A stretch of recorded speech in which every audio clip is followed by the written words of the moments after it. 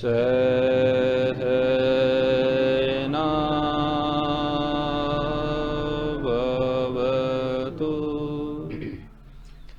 सहनौ भुनक्तु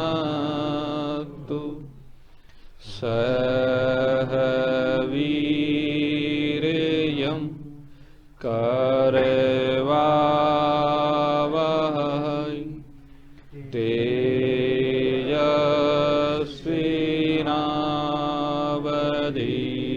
तेजस्विनावधीतमस्तु मा विद्विषावहै। ओम शांति शांति शांति। बोलिए सच्चिदानंद भगवान।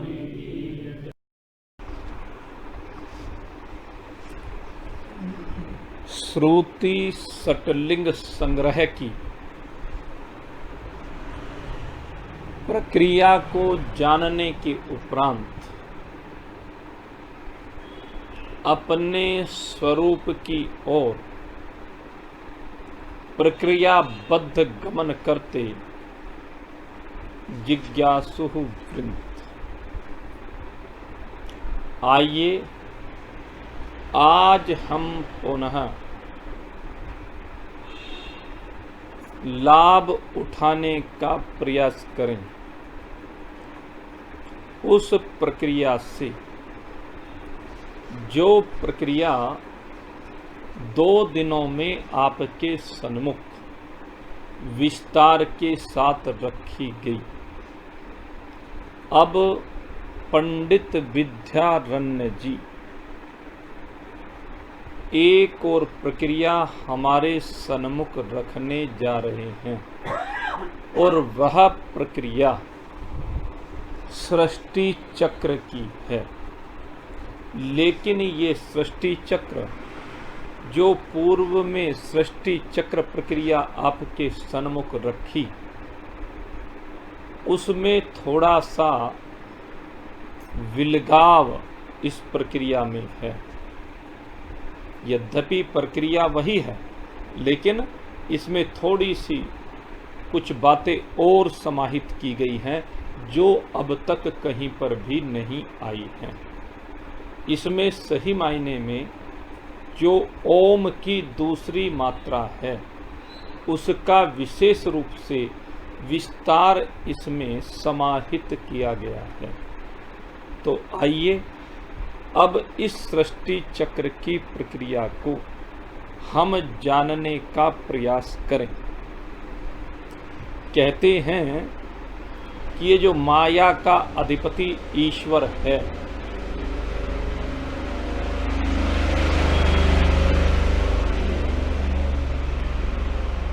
वो तम प्रधान प्रकृति को लेकर के, माया को लेकर के इस जगत की सृष्टि करते हैं और माया के द्वारा ही ये ईश्वर और जीव की भिन्नता बनती है। जब शुद्ध सतोगुणी माया होती है तो ईश्वर होता है, जब मलिन सतोगुणी माया होती है तो जीव होता है। लेकिन सृजन जो भी होता है, चाहे वह जगत का सृजन हो या जीवों के शरीरों का, होता तो ईश्वर ही हेतु है। ईश्वर ही जीवों के शरीरों का सृजन करता है और ईश्वर ही संपूर्ण जगत का सृजन करता है। ये जो ईश्वर कहते हैं सृजन कैसे करते हैं, एको हम बहुश्यामः रूप से, कि मैं एक अनेक रूप हो जाऊं। इस प्रकार का जब ईक्षण संकल्प ईश्वर में होता है तो उसी से कहते हैं ये प्रपंच का प्रगटन होता है। कौन से प्रपंच का? कहते हैं सबसे पहले सूक्ष्म प्रपंच का उनसे, उनके संकल्प से अभ्युदय होता है। और ये सूक्ष्म प्रपंच के बारे में कहा गया कि ये सूक्ष्म प्रपंच आप ठीक इसी प्रकार से समझ लीजिए जिस प्रकार सुषुप्ति अवस्था से स्वप्न अवस्था का प्रपंच प्रकट होता है। ये जो सूक्ष्म प्रपंच है ईश्वर से प्रकट जो हो रहा है, ईश्वर कौन है? माया उपाधिक चेतन, वो ईश्वर कहलाता है। वो कारण अवस्था है, कारण अवस्था से ही सारी सूक्ष्म अवस्था का प्रकटन होता है। अर्थात कारण ईश्वर से सूक्ष्म समष्टि सृष्टि की संरचना होती है। और ये सूक्ष्म संरचना, समष्टि सूक्ष्म प्रपंच, समष्टि सूक्ष्म संरचना जिसको कहा, कहते हैं ये सुषुप्ति का कार्य बन जाती है। सुषुप्ति कारण है और स्वप्न कार्य है, अर्थात ईश्वर कारण है और ये समष्टि सूक्ष्म संरचना कार्य है। और ये कहते हैं कैसे है? कहते हैं ईश्वर के एकांश में, एक अंश में है ये संरचना, ईश्वर के एक अंश में। और इस संरचना के बारे में कहा कि ये संरचना दो प्रकार की है। इस संरचना को भी दो प्रकार की कहा। कहते हैं एक संरचना क्रमबद्ध है और एक बस यूं ही जैसे जी में आया कह दिया। क्योंकि हमारे उपनिषदों में अनेक स्थानों पर अनेक प्रकार से संरचना को कहा गया। तो यहाँ पर इस बात को स्पष्ट किया जा रहा है कि तस्माद् वा एतस्मादम आत्मनम आकाश संभूतः, ये श्रुति कहते कि इदम सर्वम सृजतः। कहते हैं एक साथ सारी सृष्टि हमारे यहाँ कही गई और ये सृष्टि क्रमबद्ध भी कही गई और युगपथ, दो प्रकार से सृष्टि को कहा गया। ये जो दोनों प्रकार की सृष्टि है, कहते हैं इसमें कौन सी ग्राह्य है भाई, कौन सी त्याज्य है? कहते हैं इन दोनों में श्रुति युक्ति सिद्ध होने से क्या दोनों ही त्याज्य हैं? क्योंकि श्रुति से दोनों सिद्ध होती है। श्रुति अर्थात उपनिषद, उपनिषद में दोनों प्रकार की सृष्टि को ग्रहण किया गया, उपनिषद में दोनों प्रकार की सृष्टि को माना गया, दोनों प्रकार का कथन कहा गया। इसलिए इनमें ये तो कह नहीं सकते कि ये प्रमाणित नहीं। तो कहते हैं कि ये जो सृष्टि श्रुति में दो प्रकार की उपलब्ध है, कही गई है, एक कर्म से या एक ही काल में, और दूसरी कही गई है कि युगपथ सृष्टि जो क्रम रहित है, कहते हैं वो देखने में आती है। तो कहते हैं इनमें से किसको ग्रहण करनी चाहिए? कहते हैं भाई ये दोनों ग्रहण करने योग्य है, उनको सही समझ बनाने की आवश्यकता है। कहते हैं भाई कैसे माने? कहा कि सृष्टि, उपनिषदों का जब हम अध्ययन करेंगे तो उपनिषदों के अध्ययन में पहले भी आपके सामने आया था, कहीं पर अग्निदेव से सृष्टि को प्रारंभ किया गया कि सबसे पहले ये तेजो में अग्नि प्रकट हुआ। भाव कहने का क्या है कि ईश्वर का स्वरूप तेजोमय है, प्रकाशमय है, ज्योतिर्मय है। ये ईश्वर ज्योतिर्मय ईश्वर है, प्रकाशमय ईश्वर है, तेजोमय ईश्वर है। उससे सृष्टि प्रारंभ हुई और उसी से आगे सब कुछ बना। तो इसमें फर्क कहाँ है? कहीं पर कहा वायुदेव से सृष्टि का सर्जन हुआ। कहते हैं वायुदेव में जो शक्ति है वो परमात्मा की ही शक्ति है। परमात्मा ने सृष्टि की शुरुआत जब वायु से की तो ये समझ लीजिए आकाश भी वायु में ही समाहित है। वहां पर जब अग्निदेव से प्रारंभ किया तो समझ लीजिए अग्नि और वायु दोनों अस्पष्ट रूप से अग्नि में ही समाहित है, इसलिए कोई भेद नहीं है। जैसे मैं आपको बताऊं, जैसे हम अंतःकरण कहते हैं, अंतःकरण को एक माना गया है, लेकिन सांख्य दर्शन अंतःकरण की 3 वृत्तियों को मानता है। वो कहता है मन है, बुद्धि है, अहंकार है। और वेदांत कहता है कि नहीं, 4 प्रकार की अंतःकरण की वृत्ति, मन, बुद्धि, चित्त और अहंकार। तो मेरे मित्रों, इस चित्त का जो लोप हुआ है सांख्य शास्त्र में, समझ लीजिए कि चित्त का लोप करके चित्त को बुद्धि के साथ जोड़ दिया गया है, या अहंकार के साथ जोड़ दिया गया है, या मन के साथ जोड़ दिया गया, जहां आप समझ लो, या अलग अलग जगह पर अलग अलग भाव इसके लिए कहे गए। कहीं कहीं पर अंतःकरण को 2 भागों में विभक्त किया गया, मन और बुद्धि रूप से, और कहीं कहीं पर केवल मन रूप से इस अंतःकरण को कह दिया मनः सर्वम। अवधूत दत्तात्रेय जी ने कह दिया मन ही सब कुछ है, मन का ही संकल्प सब कुछ है। तो इसी प्रकार से ये समझ लीजिए, जब क्रमबद्ध या क्रम रहित सृष्टि की हम बात करते हैं तो ये समझ लेना चाहिए कि ये दोनों एक ही हैं। और फिर कहते हैं भाई बात हकीकत में यह है, ये कितना ही क्रम कह लो, परमात्मा से सारी की सारी सृष्टि एक साथ प्रकट होती है। वो तो एक जिज्ञासु को समझाने के लिए कि कहते हैं पहले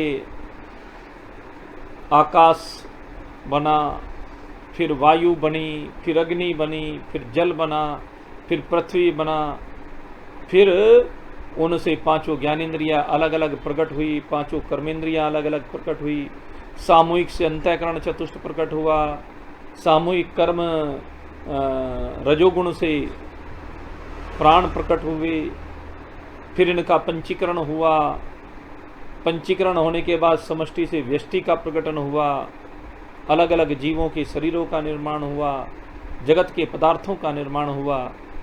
ये सब कहते हैं समझाने के लिए, लेकिन मेरे मित्रों हकीकत ये है कि परमात्मा से सारी की सारी सृष्टि एक साथ प्रकट हुई तत्क्षण। अब कहते हैं भाई हम कैसे माने, हम क्यों माने इस बात को कि ऐसे हुई? विज्ञान तो नहीं मानता इस बात को। भाई विज्ञान के मानने ना मानने से हमारे ऊपर कोई फर्क नहीं पड़ता। विज्ञान तो परमात्मा की बनाई हुई सृष्टि के ऊपर आज चिंतन कर रहा है कि ऐसे बना होगा। तो क्या कहता है? ऐसे बना होगा। बना है ये कहने की हिम्मत किसी की नहीं है, क्योंकि कहीं ना कहीं इफ एंड बट, किंतु परंतु लेकिन विज्ञान लगा देता है। जितने भी वैज्ञानिक हैं वे कुछ ना कुछ उसमें जोड़ देते हैं, लेकिन कहते हैं हकीकत यह कि परमात्मा से सारा का सारा एक साथ ही प्रकट हुआ। कहते प्रमाण दो। कहता है प्रमाण तो आप रोज देखते हैं। आप एक बात बताओ, आप जब सोते हैं और स्वप्नावस्था में पहुंच जाते हैं, जरा मुझे बताओ स्वप्नावस्था का जब संसार प्रकट होता है आपसे, एक साथ प्रकट होता है कि अलग अलग? कि पहले बाप बनता है, फिर माँ आती है, फिर तुम बनते हो, फिर तुम्हारे बच्चे बनते हैं, फिर तुम्हारा घर बार बनता है। ऐसे होता है क्या स्वप्न में? सारा का सारा एक साथ प्रकट हो जाता है, बना बनाया पूरा का पूरा। बस ऐसे ही परमात्मा से सारा का सारा एक साथ ही बन जाता है। वास्तविकता तो ये है। शास्त्र कहता है प्रक्रिया समझाने के लिए, लेकिन ये प्रक्रिया इतनी तेजी से चलती है कि हमारी आंखें उसे पकड़ नहीं सकती, हमारा मन वहां तक पहुंच नहीं सकता, हमारा मन उस अध्यात्म का मनन नहीं कर सकता, बुद्धि इसका निश्चय नहीं कर सकती। ये सारा का सारा एक साथ ही परमात्मा देव से, उनके ईक्षण से तत्क्षण प्रकट हो जाता है। ऐसी तीव्र प्रक्रिया ये है। तो कहा इसलिए ये दोनों की दोनों ग्राह्य हैं। जहां से भी कहें, जैसे कहते हैं कपड़े में सूत, जैसे कपड़े में सूत है, कपड़े की स्थूल अवस्था सूक्ष्म अवस्था, कारण अवस्था, 3 अवस्थाएं हैं। जो कपड़े में सूत है, कहते हैं सूत सूक्ष्म अवस्था है, और इसी सूत से यहां पर कहते हैं जैसे रेसे रूपी कारण से सूत रूपी कार्य का प्रकटन होता है, ठीक उसी प्रकार से समष्टि रूपी कारण से स्वप्न रूपी कार्य प्रकट होता है, और ठीक इसी प्रकार से ईश्वर रूपी कारण से सूत्र आत्मा, हिरण्य गर्भ या ब्रह्मा का प्रकटन होता है। ये कितने नाम हुए? सूत्रात्मा भी इसी को कहते हैं, सूत्र की भांति। जैसे सूत है ना, इसी से यहां सूत्रात्मा लिया। दूसरे हिरण्य गर्भ, ये सबका गर्भ है, ब्रह्मांड जिससे बना है ब्रह्मा जी। तो ऐसे ब्रह्मा जी का प्रकटन उन नारायण से होता है। संपूर्ण सूक्ष्म शरीर उपाधि वाले जीवों का समष्टि रूप हिरण्यगर्भ है। अब इसको समझना, कहता है जितने भी सूक्ष्म शरीर हैं सब जीवों के, केवल मनुष्यों की बात नहीं करो, जीव कहने से मनुष्य ही नहीं,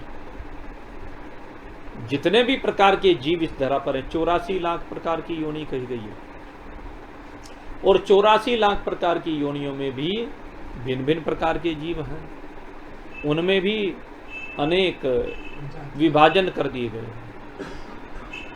जैसे मनुष्यों में हमने विभाजन कर दिए, हमारे यहाँ हिंदुस्तान में ब्राह्मण, क्षत्रिय, वैश्य, शूद्र, ब्रह्मचारी, गृहस्थी, वानप्रस्थी, सन्यासी, ये साउथ इंडियन, ये नॉर्थ इंडियन, ये ईस्ट इंडियन, ये वेस्ट इंडियन हैं, विभाजन हो गए ना। ये भारतवासी, ये अमेरिकावासी, ये अफ्रीकन, ये ब्रिटिश, ये जापानीज, ये जर्मनी वाले, ये चाइनी वाले, ये विभाजन किसने किए? मनुष्य को लेकर के अनेक विभाजन हमने कर दिए, उनके देश को लेकर, उनकी प्रकृति को लेकर के, उनके भोजन को लेकर के, बहुत सी बातों को लेकर के विभाजन कर दिए। ऐसे ही इन 84 लाख प्रकार की योनियों में और भी बहुत विभाजन, जैसे चींटी ही है, चींटी कई प्रकार की होती है, 2-3 प्रकार की तो हमारे यहाँ देखने में आती है, काली होती है, भूरी होती है, और एक दोनों के बीच से की भी होती है, रली मिली सी, लाल सी भी होता, हाँ लाल लाल भी निकल के आती। तो अनेक प्रकार के विभाजन हम देखते हैं। तो ठीक मेरा कहने का भाव क्या है कि 84 लाख प्रकार की योनियों में भी और विभाजन। तो यहाँ सब जीवों की बात करें, कहता है चींटी से लेकर ब्रह्मा जी तक सबको मिला करके, कहते सबके बारे में चर्चा कर रहे हैं। तो कहते हैं ये सारे सूक्ष्म शरीर अगर मिला दिए जाएं, सारे सूक्ष्म शरीरों को इकट्ठा कर लिया जाए, एक आध की बात नहीं कर रहा, सारे सूक्ष्म शरीर, जितने भी व्यष्टिगत सूक्ष्म शरीर हैं, व्यष्टिगत मीन हम सबके सूक्ष्म शरीर अलग अलग, मेरा सूक्ष्म शरीर, आपका सूक्ष्म शरीर, हमारे में जो भिन्नता दिखाई दे रही है ना, ये इन सूक्ष्म शरीरों के कारण भिन्नता दिखाई देती है। वास्तव में सारी भिन्नता इस सूक्ष्म शरीर को लेकर है। स्थूल शरीर में कोई भिन्नता नहीं, स्थूल शरीर सबके पंचभौतिक सबको दिखते हैं, सब में वही चीज है, हड्डी है, मांस है, रक्त है इत्यादि। लेकिन सूक्ष्म शरीर को लेकर के भिन्नता है। सूक्ष्म शरीर को लेकर भी कहां भिन्नता है भाई? कहते हैं मन को लेकर है, सबके मन अलग अलग है, सबके मन अलग अलग है, कभी कभी एक से होते प्रतीत होते हैं। कब प्रतीत होते हैं? चिंतन करें, कब प्रतीत होते हैं। कहते हैं जैसे एक बार गुरुजी ने कहा भाई कल को भंडारा है, भंडारे में खीर बननी। कहने लगे बहुत बढ़िया। कहने लगे भाई ऐसा है, सब अपने अपने घर से जो दूध होता है, आज घर में कोई दूध मत रखना, कल के लिए सारा दूध देखो वहां ड्रम रख दिया गया है, उस ड्रम में डालते रहेंगे। तो शाम को सब बाल्टियां भर भर करके उसके ऊपर प्लेट लगा करके लाना शुरू कर दिया। एक के मन में आया, अरे वो इतना बड़ा ड्रम रखा है तो एक काम कर, क्या करेगा, दूध डाल करके, दूध की जगह पानी डाल दिया। तो वो गया और एक बाल्टी पानी गिरा। अब एक के उसके क्या मन में आया, मन समष्टि हो गया, व्यष्टि से समष्टि में फैल गया, और समष्टि में फैलते ही एक एक करके सबके मन में यही आने लगा, अरे तेरे एक उससे क्या फर्क पड़ता है। ड्रम भर गया। अब सुबह हुई, भोर हुई, भोर होने पर देखा भाई चलो ड्रम निकालो, दूध निकालो, खीर बनाएंगे। अब महाराज जी ने देखा, ड्रम खोला तो सारे का सारा पानी पानी भरा मिला, कहीं दूध नहीं मिला। तो कभी कभी ऐसे भी मन हो जाते, एक हो जाते हैं ये मन सबके एक। लेकिन हकीकत यह है मेरे मित्रों, मन ही सबके भिन्न, ये मन ही हमें भिन्न करता है। इस मन की भिन्नता है, मन की वजह से ही हम में एकत्व नहीं बन पाते। अगर ये मन सुधर जाए, ये सबका मन एक हो जाए, कैसा हो जाए, कहते हैं सबका मन ज्ञानी हो जाए, सबके मन का ज्ञान का अंधेरा हट जाए, तो ये मन एक होकर के सबको एक साथ परमात्मा की प्राप्ति हो जाए। जैसे उत्तम नगर की जगह तुंगभद्रा नदी के किनारे उड़ीसा में उत्तम नगर नाम की जगह, जहां पर गोकर्ण जी ने धुंधकारी को कथा सुनाई। अब गोकर्ण जी ने जो धुंधकारी को कथा सुनाई, तो उसके कारण से 7 दिन की कथा सुनने पर धुंधकारी प्रेत योनि से छूट करके भगवान का पार्षद बना। एकाग्रचित होकर के उसने भगवान की कथा का श्रवण किया। वैकुंठ से विमान लेने के लिए आए धुंधकारी को, तो उसको तो विमान पर बैठाकर जब पार्षद ले जाने लगे तो उनसे पूछा, भाई कथा तो सबने सुनी है, फिर केवल इसी के लिए विमान क्यों आए? कहने लगे इनके सबके मन अलग है। धुंधकारी का मन एकाग्र था, इसलिए उसने एक ही बार कथा सुनी और उसका उद्धार हो गया।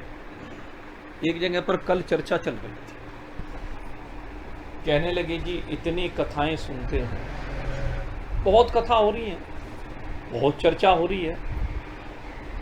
वो बैठे हुए थे, क्या नाम, डॉक्टर सतीश गर्ग और सुभाष जी, आरएसएस वाले आए थे। तो इतनी कथा हो रही, लेकिन इतनी 100 बार कथा सुन ली फिर भी बात नहीं बन रही। और परीक्षित की तो एक ही कथा सुनने से बात बन गई। मैंने कहा भाई वो परीक्षित था, उसका चित्त एकाग्र था, उसका चित्त व्यथित नहीं था, वो इसका चित्त भटक नहीं रहा था, उसका चित्त केवल कथा में लगा हुआ था। और बाकी लोगों के चित्त, वहां तो बहुत ऋषि मुनि सुनने आए थे। परीक्षित के साथ सुखदेव जी से कथा व्यास जी ने भी सुनी थी, उनके दादाजी पराशर ने भी सुनी थी, देवल ने भी सुनी, नारद ने भी सुनी, पता नहीं कितने ऋषि मुनियों का वहां पर वर्णन आता है। परशुराम जी का भी नाम आता है। भागवत को हम पढ़े, बहुत लोग आए, बड़े बड़े ऋषि महर्षि सुनने के लिए आए सुखदेव जी से कथा। लेकिन कहीं ये भी जिक्र आता है क्या परीक्षित के अलावा किसी और की भी गति हुई हो? आता है कहीं चर्चा? केवल परीक्षित के बारे में आता है कि उसको उस तक्षक के आने से पहले ही सदगति की प्राप्ति हो गई, वो अपने स्वरूप में विराजमान। ऐसे ही मेरे मित्रों, धुंधकारी के साथ हुआ, उसने एकाग्रचित से कथा सुनी, वो कथा में बैठा, बाहर नहीं बैठा, और कथा में बैठने के कारण से वो उस प्रेत के शरीर को छोड़ करके भगवान का पार्षद होकर गया। तो पार्षदों ने कहा भाई कथा का भेद है, श्रवणस्य विभेदेन फल भेदोत्र संस्थिता। कहते हैं श्रवण के भेद के कारण से फल का भेद है। अब वक्ता ने तो कथा बढ़िया सुनाई, वो प्रमाण है, क्योंकि धुंधकारी जैसे प्रेत की मुक्ति हो रही है, इसलिए वक्ता में तो कमी नहीं थी। सुखदेव जी में कमी नहीं थी, क्योंकि परीक्षित को बोध हो गया। कमी किन में थी? कहते सुनने वालों में कमी है भाई। सुनने वाले कथा में ना बैठ करके घर के काम धंधे में बैठे हैं, बाल बच्चों में बैठे हैं, तिजोरी में बैठे हैं, बाहर की यात्रा में बैठे हैं, विवाह शादी आने वाला है उसमें बैठे हैं। तो श्रवणस्य विभेदेन, श्रवण का विभेद होने के कारण से, श्रवण का भेद होने के कारण, श्रवणस्य विभेदेन फल भेदोत्र संस्थिता। कहते हैं फल का भेद है। ये कथा ऐसे भी तो है कि वो जो पहले कथा की मान लिया वो तो धुंधकारी के लिए ही पूजन तो उसी का हुआ होगा। दूसरी जो हुई वो परीक्षित के लिए और किसके लिए हुई, नाम तो नहीं का है। हाँ अभी बता रहा हूं ना प्रमाण। सबके मन का भेद था श्रवण का, सबके मन का भेद हुआ। जब सबके मन का भेद हुआ तो बाकी एक का मन लगा, बाकी का नहीं लगा, घरों में बैठा रहा, इसलिए उनको भगवान की प्राप्ति नहीं हुई। अब जब उन्होंने अपनी आंखों से देख लिया, आंखों से देखा ना तो कि विमान आया है लेने के लिए, विमान में बैठ करके ये धुंधकारी जैसा प्रेत जा रहा है, हम इससे भी गए गुजरे हो गए। ये तो प्रेत भयंकर पिशाच, पिशाच शब्द का उपयोग किया है। पिशाच था ये तो, नर पिशाच है जो प्रेत योनि में आ गया। नर पिशाच, नर पिशाच क्यों कहा गया उसको?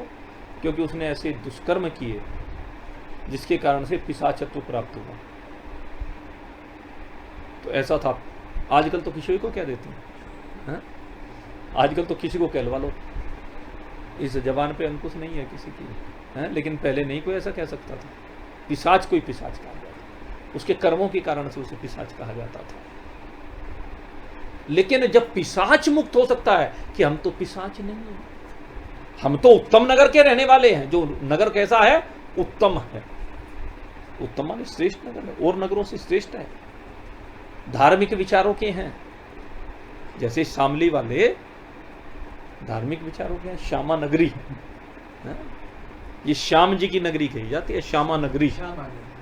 इसका नाम पहले श्यामा नगरी था, उसके बाद कहते हैं श्यामली बना, श्याम वाली शायद बना हो, श्याम वाली नगरी है। श्यामा नगरी से श्याम वाली नगर बन गया वो फिर नगरी तो हट गया है, फिर श्याम वाली से अपभ्रंश होकर के शामली हो। तो धार्मिक लोग रहते हैं, हाजी उत्तम यहाँ के लोग हैं, उत्तम उनका आचरण है, धर्म के पथ पर चलने वाले, पुण्य कार्य करने वाले, भगवान को मानने वाले आस्तिक लोग। यहाँ पर कोई पाप कर्म नहीं करता, यहाँ पर कोई मांस भक्षण नहीं करता, यहाँ पर कोई सुरापान नहीं करता इत्यादि। यहाँ पर विकार नहीं है, तो हम तो इससे श्रेष्ठ हैं, हमें क्यों नहीं आप लेकर जा रहे हैं, हमारे लिए क्यों विमान नहीं आए? कहने लगे भाई तुम्हारे मन सबके अलग अलग थे, कोई पुण्य से बंधा हुआ है, सत्कर्मों से बंधा हुआ है। कहते हैं सारे बंधे पड़े, कहते हैं इन बंधनों को खोलो। जब इन बंधनों से बाहर निकलोगे जिनमें तुम जकड़े हुए हो, जब तक उनसे बाहर नहीं निकलोगे बात नहीं बनेगी। भगवान के पार्षदों ने कहा कि बंधन मुक्त होना पड़ेगा, तब कथा सुनने से तुम्हें वैकुंठ की प्राप्ति होगी।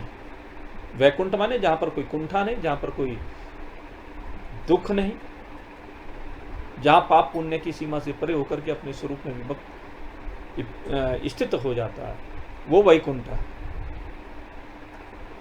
तो कहने लगे भाई हमें भी वैकुंठ जाना। अब वो तो चले गए। अब गोकर्ण जी कथा पूरी हुई, तो कथा पूरी होने के बाद गोकर्ण जी भी चलने लगे। जब गोकर्ण जी चलने लगे तो उत्तम नगर के लोगों ने घेर लिया। कहने लगे ठहरो महाराज, क्या बात भाई, कहने लगे तुमने अपने भाई को तो पार उतार दिया, अब हमें कौन उतारेगा। कहने लगे भाई पार तो भगवान ही उतारने वाले हैं, मैं कौन होता हूं। कहने लगी नहीं, माध्यम तो बनोगे भाई, क्या चाहते हो। कहने लगे हम इस बार सारे बंधन काट करके आ गए, हम वैराग्य से संयुक्त होकर आ गए, हम उत्तम अधिकारी बन करके आए हैं, इसलिए अब आप हमें दोबारा कथा सुनाएं। कहने लगे ठीक है भाई, मेरा तो काम ही यही है, मुझे तो कथा ही सुनानी है, मेरा काम तो लोगों को कथा ही सुनाने का है। कोई बात नहीं, मुझे तो अच्छा लगता है, आप कथा सुनना चाहते हैं। कहते हैं मुहूर्त निकालो। कहने लगे कथा में मुहूर्त की कोई जरूरत नहीं। अब क्या कहा। कहने लगे अब हम सुनना चाहते हैं, बस सभी ठीक है। कहने लगे ठीक है फिर बैठो। और गोकर्ण ने फिर उन उत्तम नगर के उत्तम महान पुरुषों को, वो महान पुरुष बन गए, उत्तम महान पुरुषों को उत्तम ये श्रीमद् भागवत कथा पुनः श्रवण कराई। और इस बार श्रवणस्य विभेदेन, ये नहीं है, श्रवण का भेद नहीं है, एकता है। इस बार सबके मन एक हो गए। और कहां एक हो गए। कहते हैं परमात्मा में एक हो गए।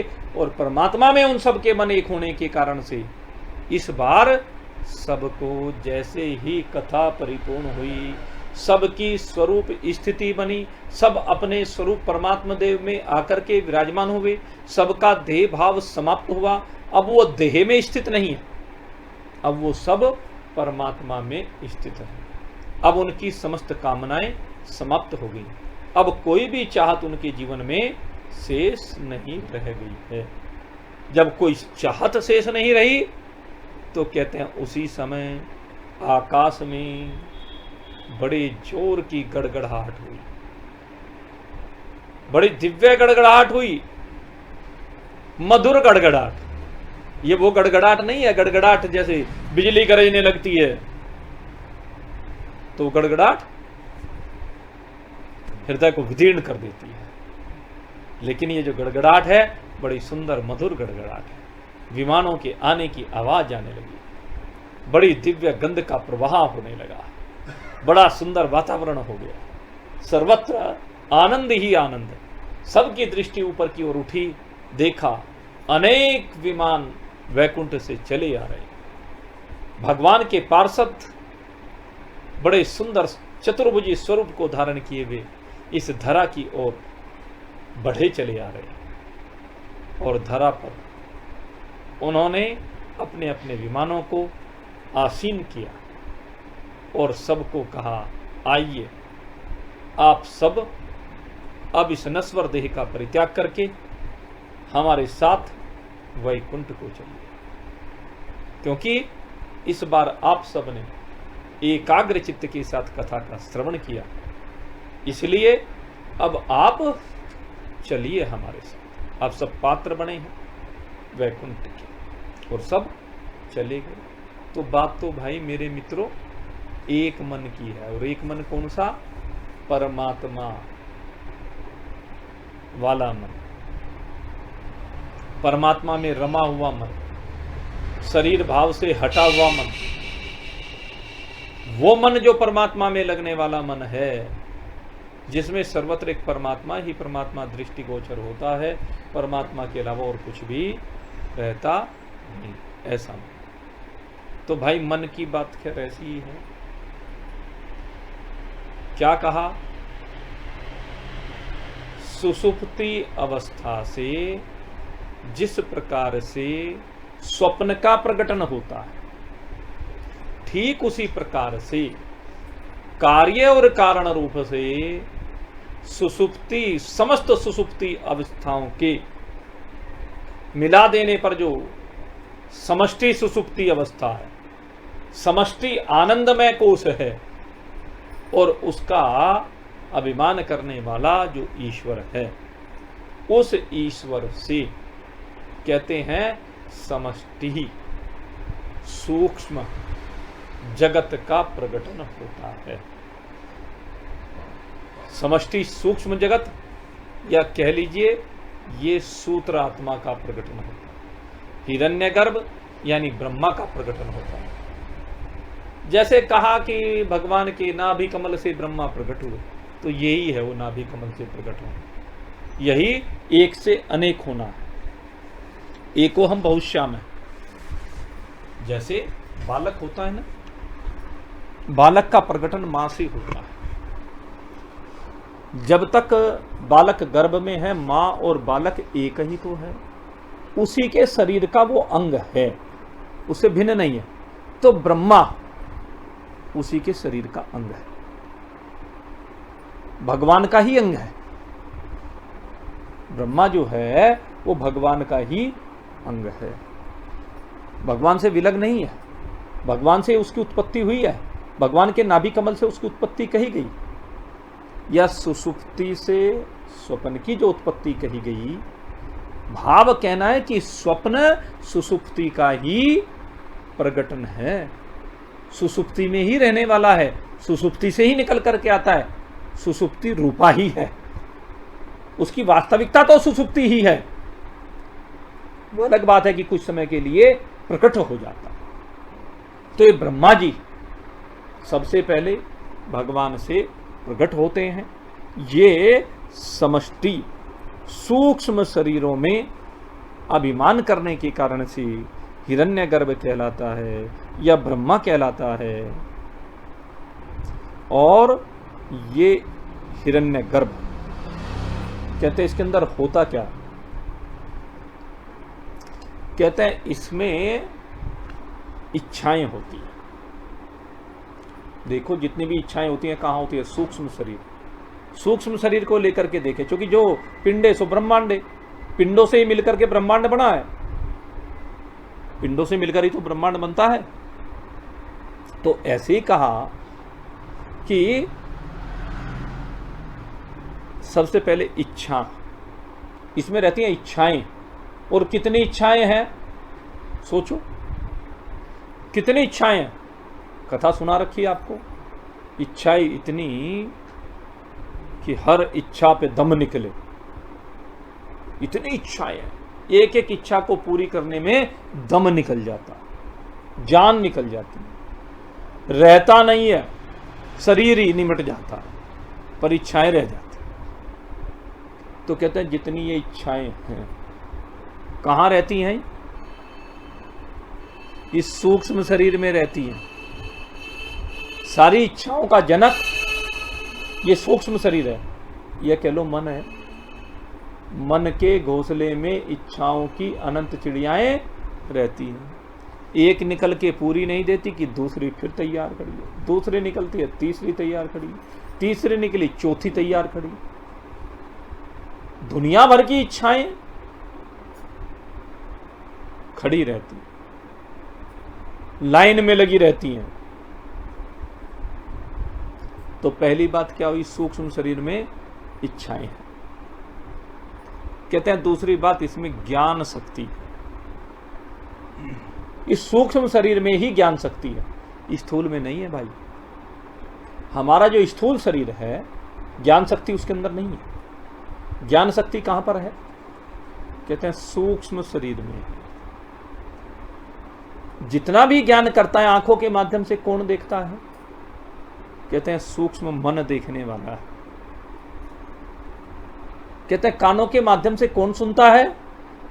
कहते हैं मन सुनने वाला है। कहते हैं त्वचा से स्पर्श करने वाला कौन है? कहते हैं मन ही है। कहते हैं रस लेने वाला कौन है? कहते हैं मन ही है। गंध लेने वाला कौन है? कहते हैं मन ही है। सारे कर्मों का हेतु, सारे ज्ञान का हेतु, सारी अनुभूतियां कहते हैं इस स्थूल शरीर की, कहते हैं सूक्ष्म को ही होती है। और सूक्ष्म के माध्यम से इन अनुभूतियों को कौन करता है? कारण करता है। और कारण में कौन बैठा है? चिदाभास। कारण जो है चिदाभास ही है भाई। ईश्वर कह लिया हमने उसको, अविद्या में उसको क्या कहा, जीव कह दिया, माया में उसको ईश्वर कह दिया। तो यही समझा रहे हैं कि इस सूक्ष्म शरीर में तीन चीजें विशेष रूप से होती है। इच्छा होती है, इच्छा शक्ति है, ज्ञान शक्ति है, क्रिया शक्ति है। मन जब तक प्रेरित नहीं करेगा ये शरीर कहीं बढ़ जाएगा। जी मन नहीं हो रहा, आज तो छुट्टी है, आराम से पड़े रहने को जी कर रहा है घर में, आज कुछ काम करने का मन नहीं, कहते हैं ना। क्यों भाई, शरीर काम तो शरीर को करना है, चल भाई शरीर, अजी बस आज नहीं मन कर रहा। अरे भाई घर का काम बहुत दिनों से पेंडिंग में पड़ा हुआ है, इस काम को कर लो, मन नहीं कर रहा है। अरे अच्छा चलो खाना खा, अरे खाने का भी आज मन नहीं। तो मन का खेल है। यही समझा रहे हैं कि ये इच्छा शक्ति, ज्ञान शक्ति और क्रिया शक्ति, ये तीनों शक्तियां कहाँ हैं, इस सूक्ष्म शरीर में है। ज्ञान शक्ति किसकी है, सरस्वती की है। ज्ञान शक्ति सरस्वती में होती है। और ये कर्म शक्ति किस में होती है, ये पार्वती में होती है। और इच्छा शक्ति ये ईश्वर की है। इच्छा शक्ति ईश्वर से मिलती है, एको हम बहुश्यामि, ये इच्छा शक्ति है, या कह लीजिए मन की है। तो इस प्रकार से कहा कि ये सूक्ष्म समष्टि सूक्ष्म प्रगठन होता है। और कहते हैं भाई ये कैसा है हिरण्यगर्भ। तो लक्ष्मी होगी, उसकी शक्ति कौन सी, उसको बताओ। उसको कहते हैं द्रव्य शक्ति, वो स्थूल है। और स्थूल का भी जिक्र नहीं आया, अभी तो सूक्ष्म का जिक्र आ रहा ना, जो हेतु है उसका जिक्र। कहते हैं इसको व्यक्त कैसे किया गया, कहते हैं जैसे ऊषा काल होता है और सायकाल। ऊषा काल मान प्रातः काल और एक सायकाल, यानी सूर्योदय से पहले का समय और सूर्योस्त के बाद का समय, ये संध्या कही है। इसको ना हम दिन कहते हैं ना रात कहते हैं। सूर्य निकलने के बाद दिन कहा जाता है, सूर्य छिपने के बाद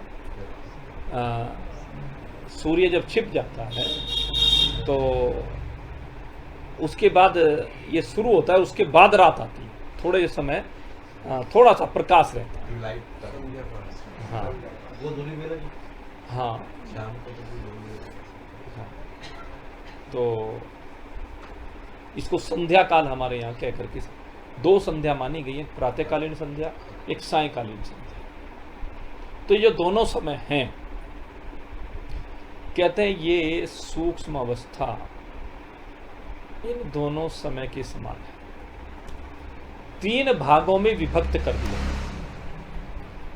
रात्रि सुसुप्ति के समान है, संध्या सूक्ष्म के समान है, स्वप्न के समान है, और दिन जागृत के समान है। जागृत से स्वप्न में जाता है, स्वप्न से सुसुप्ति में जाता है, और सुसुप्ति से पुनः स्वप्नावस्था प्रकट होती है, और स्वप्नावस्था से पुनः जागृत अवस्था आती है। यही क्रम है।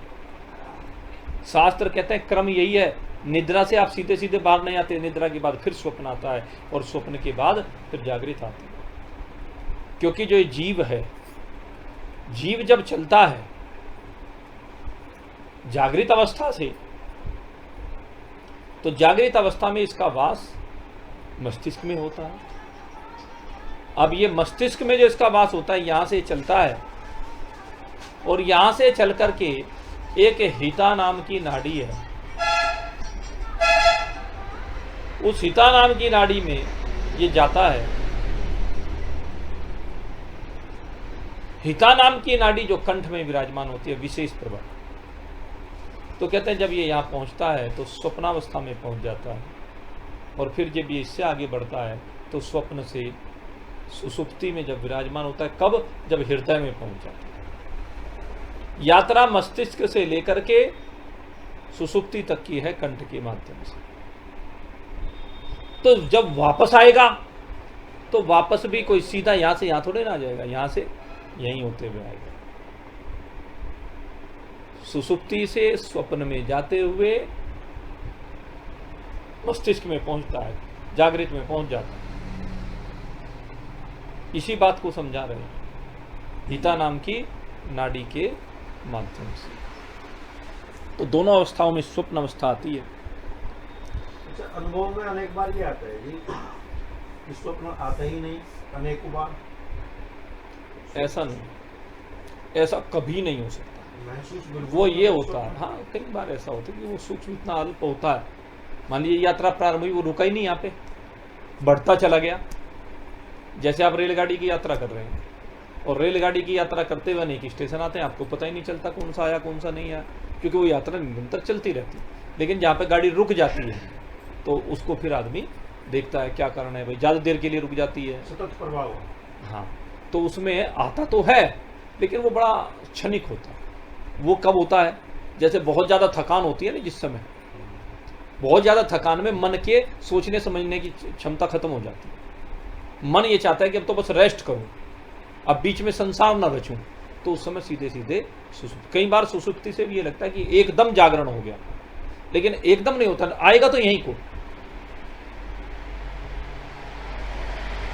आने का तरीका यही है, प्रक्रिया यही है। तो इसको कहा, ये जो सूक्ष्म अवस्था है ये सांध्य काल के समान है, मंद मंद अंधकार की अवस्था। इसमें मंद मंद अंधकार अर्थात सूक्ष्म शरीर अस्पष्ट सा है। अंधकार, पूर्ण अंधकार में सुसुप्ति, मध्यम अंधकार में ये स्वप्न और प्रकाश में जागृत। उषा काल में अथवा साय काल में ये संसार मंद अंधकार में डूबा हुआ जैसे अस्पष्ट भासता है, उसी प्रकार से हिरण्य गर्भ अवस्था में ये संसार अस्पष्ट दिखाई देता है। अर्थात जब समष्टि सूक्ष्म संसार का निर्माण होता है तो अस्पष्ट होता है, ये दिखाई नहीं देता, प्रतीति नहीं होती है। किसको होती है? तो जिज्ञासु होता है, उसको थोड़ी थोड़ी प्रतीति होने लगती है, लेकिन मंद अंधकार के समान प्रतीति होती है। ये यहाँ पर समझाने का तरीका है। एक उदाहरण और दे रहे हैं, जैसे वस्त्र, उसमें मांडी लगी होती है। मांडी लगा हुआ वस्त्र बस इसी अवस्था के समान। एक तो वस्त्र की ओरिजिनल अवस्था है, जुल्हाए ने जो बीन करके बनाया है। दूसरे मांडी लगी अवस्था, तीसरी चित्रित अवस्था, तीन अवस्था है। तो जब मांडी लग जाती है तो ओरिजिनलिटी खत्म हो जाती है। मांडी लगने के बाद वस्त्र की ओरिजिनलिटी खत्म हो जाती है। तो कहते हैं वो जो स्थिति है, कहते हैं इसी के समान है ये सूक्ष्म अवस्था। इसकी जो ओरिजिनलिटी भगवान ने इसको जैसा भेजा, मांडी लग गई इसमें माया की, और माया की मांडी लगने से इसकी ओरिजिनलिटी खत्म सी हो। ओरिजिनलिटी कब आएगी? जब मांडी को धो दो, पानी में निकाल दो, संस्कार कर दो, पानी के द्वारा उसका प्रक्षालन कर दो। आप कपड़ा लाएं घर में किसी में मांडी वाला, तो घर में उसे ला करके जब आप खूब अच्छी तरह धो दें, साफ कर दें, मांडी सारी दूर हो जाए, तो फिर आपको ओरिजिनलिटी भासने लगेगी कि नहीं भासने लगेगी? फिर जो का तो वस्त्र प्रकट हो जाएगा। लेकिन इस मांडी को उतारना मेरे मित्रों बड़ा कठिन, बहुत कठिन है। ये मांडी उतर के नहीं देती, और जब तक मांडी नहीं उतरेगी तब तक उसके ऊपर जो चित्र बने हुए हैं वो कैसे उतर जाएंगे? जो चित्र हैं वे उतर के देते हैं क्या? कितने चित्र अंकित कर रखे हैं हमने इस वस्त्र पर। कहते हैं अगर अपने स्वरूप में जाना है तो भाई ये जो चित्र अंकित कर रखे हैं, जरा इन चित्रों को मिटाना शुरू करो। पहले चित्रों को मिटाओ, अर्थात अपने संसार को छोटा करो। जब तक संसार छोटा नहीं होगा, संसार जब तक विस्तार को प्राप्त होता रहेगा, तब तक तो भाई ये और रंग बिरंगा होता जाएगा। सारे ठेके बूढ़ों ने ले रखे हैं, हर काम का ठेका बूढ़ों ने ले रखा है। अब किसी को काम कराना हो, वैसे तो बूढ़ों को पूछते नहीं, लेकिन जब कोई काम की बारी होती है ना, कहने लगे हमारे पास तो समय है नहीं, कहते हैं ये बूढ़े निठल्ले फिरते हैं। जाएंगे बाबा जी, चाचा जी, ताऊ जी, फूफा जी, मामा जी, नाना जी, आदि आदि। अजी आपके बिना हमारा कौन सहारा है, हमारे सहारे तो आप ही हैं, आप ही करने वाले हैं, आप ही कर सकते हैं, आप ही कृपा कर दीजिए। अब उसका विवाह है, हमें तो कुछ भी पता नहीं, क्या नियम कायदे कानून होते हैं, बूढ़ों बूढ़ों की पूछ वहां होती है। कहने लगे कोई बात नहीं बेटा, घबरा मत, मैं हूं ना, अरे तेरे सिर पे बैठा हूं, मेरे होते होते चिंता करने की जरूरत नहीं है। तो ये बूढ़े सबसे ज्यादा जिम्मेदार और इसी कारण से दुखी रहते। कहने मैंने तो इसके लिए ये किया वो किया, और ये मेरे लिए कुछ करता नहीं। मतलब निकल गया तो पहचानते नहीं। जब मतलब निकल जाता है तो पहचान खत्म। जब मतलब था तब पहचान थी, जब मतलब निकल गया तो पहचान खत्म हो गई। ये संसार का कायदा कानून रीति रिवाज जो भी आप कहें, दुनिया का चला आया कायदा, चले गए बाप चले गए दादा, भानीनाथ जियो नहीं ज्यादा। भानीनाथ ज्यादा जीने के चक्कर में, चक्रों में यही कहे, ये फंसने की जरूरत नहीं है। भानीनाथ जियो नहीं ज्यादा, टूटी श्वासों की लड़ी, फिर नर धोखे धोखे में लुट गया, आ गई अंत घड़ी।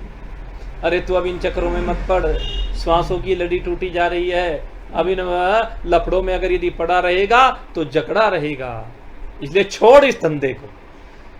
बहुत कर लिया, 60 साल में तो गवर्नमेंट भी रिटायर कर देती है, धक्के दे के बाहर निकाल देती है जहां तुम अधिकारी बने बैठे हुए थे। अब फिर भी काम कर रहे हो, किस लिए कर रहे हो? अरे अब ये श्वासों की लड़ी टूटती जा रही है, तो उधारी सांस है। कहते हैं 60 साल के बाद सांस उधारी है, उधार की सांस पर चल रहा है तो काम भाई। इसलिए अब जरा क्या कर, श्वास श्वास पे राम कह, वृथा श्वास मत खो, ना जाने या श्वास को आवन हो ये ना हो। अरे इसलिए अब अपना काम बना, इन संसार के धंधों में मत पड़। तूने अपने बेटे भी हाली, बेटी भी हाली, काम धंधा चला लिया, अपने मकान दुकान सब काम कर लिए, छोड़ अब इन सबको छोड़ करके अब भगवान का भजन कर, जिसके लिए तुझे शरीर मिला है। अब तो छोड़ दे इसको प्यारे, नहीं तो भाई ये चित्र जो है बनते रहेंगे बनते रहेंगे। बेटों के बाद पोतों के चित्र बन जाते हैं, पोतों के बाद पड़ोते की इच्छा रह जाती है, अजी सोने की सीढ़ी चढ़ जाऊंगा। अगर यदि पड़ोता हो गया, संसार का विधान है, अरे पड़ोता हो गया तो इसका मतलब ये समझ, पड़ोता का मतलब है सड़ सड़ के मरेगा। पड़ोते का मतलब क्या है? खाक सोने की सीढ़ी चढ़ा, खाक सोने की सीढ़ी चढ़ रहा है। सोच, सोने की सीढ़ी नहीं चढ़ रहा है तो सड़ सड़ के मरने का इंतजाम कर रहा है। इस उम्र में जाके तो सड़ सड़ के मरना है, क्योंकि मशीनरी काम करना बंद कर देती है। इस मशीनरी में कुछ रहता नहीं है। हाँ एक ये है, अरे मेरा इतना लंबा चौड़ा परिवार हो गया, 1 लाख पूत 1.25 लाख नाती, याद रख पर ता रावण घर। अगर यदि ये नालायक होंगे तो घर में दिया बाती जलाने वाला भी कोई नहीं रहेगा। असली बात है, जब तेरा समय था तब इनको संस्कारित करने का, इनको तूने संस्कारित किया या नहीं किया ये तुझ। अगर तूने संस्कारित कर दिया है तो तेरे घर में सदा सदा के लिए ज्योत अपने आप जगती रहेगी, और संस्कारित नहीं किया है तो एक दिन ये ज्योत निश्चित बुझे। इसलिए मेरे मित्र, तू बुझे या जले, तू इनके चक्कर में क्यों पड़ता है? क्या लेना देना है अब तुझे इनसे? अब तुझे केवल परमात्मा से लेना देना है। तेरा सच्चा साथी, सच्चा साथी अविनाशी है, घट घट का एक निवासी है।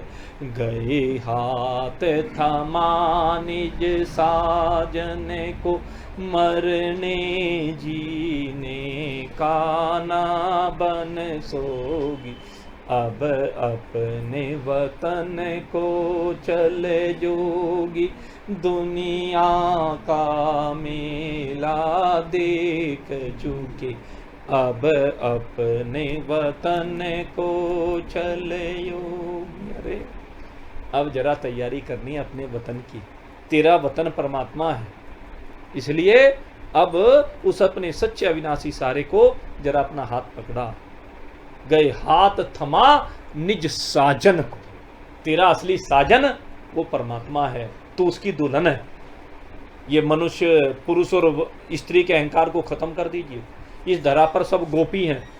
जैसे रास में स्त्री पुरुष की बात नहीं है, सब गोपी हैं। ऐसे मेरे मित्रों, गए हाथ थमा निज साजन को, मरने जीने का ना बन सो। कहते हैं जब उसके हाथ में हाथ थमा देगा तो मरने जीने की कल्पना समाप्त हो जाएगी। मरने जीने से पिंड छूट जाएगा, महान भय से छुट्टी हो जाएगी। इसलिए मेरे मित्र, आगे बढ़ और उस परमात्मा को अपना बना ले। वो परमात्मा ही तेरी वास्तविकता है। उस परमात्मा से विलग कुछ है नहीं। उस परमात्मा के साथ एक रूप हो, और एक रूप होकर के मेरे मित्र आनंद से अपने जीवन को व्यतीत कर। और इसके लिए स्थूल भाव, सूक्ष्म भाव, कारण भाव, ये तीनों ही माने हुए हैं। तू वास्तव में शुद्ध सच्चिदानंद घन ब्रह्म ही है। नए चित्रांकित स्थूल भाव तेरा है, नए मांडी संयुक्त सूक्ष्म भाव तेरा है, और न ही माया को लेकर के कारण भाव तुझ में है। तो इन सब से परे शुद्ध सच्चिदानंद घन ब्रह्म है। अपनी इस वास्तविकता को समझ और मौज मना। इन्हीं शुभ भावों के साथ आज का इस सत्संग यहीं पर्यवसान को प्राप्त हो रहा है। बोलिए सच्चिदानंद भगवान की।